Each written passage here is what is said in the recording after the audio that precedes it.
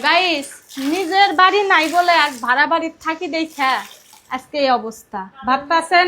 ভাবতাছেন যে হচ্ছে যে কি করতেছি। আসলে মানুষের বাসায় ভাড়া থাকলে বাড়িওয়ালা অনেক কথা অনেক সময় বলে, আর তার মধ্যে বাচ্চা কাচ্চা আছে। ওয়ালের ওয়ালের ভিতরে এতটা পরিমাণে আমার বাচ্চারা আঁকাআঁকি করে, যা বলার মতো না। এই জন্য প্রত্যেকটা ঘর একদিন একদিন করে পরিষ্কার করি।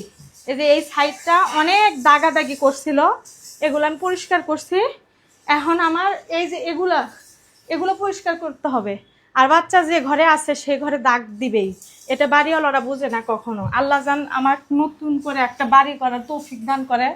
আপনারা সবাই একটু দোয়া করবেন, কারণ ভাড়া বাসায় যেভাবে পরিষ্কার করি, নিজের বাড়ির যদি হইতো আল্লাহ, তাও নিজেকে সান্ত্বনা দিতাম যে না, নিজের ঘর বাড়ি এখন না তো পরে পরিষ্কার করব। কিন্তু মানুষের বাসায় ভাড়া থাকি, বাড়িওয়ালা যে কোনো টাইমে আইসা চেক করে, বাথরুম চেক করে, রুম চেক করে। মানে ভাড়া বাসায় থাকা যে কি যন্ত্রণা, একমাত্র যারা ভাড়া বাসায় থাকেন তারাই জানেন। এগুলো পরিষ্কার না করলে বাড়িওয়ালা এসে ক্যাটর ক্যাটর ক্যাটর ক্যাটর করে।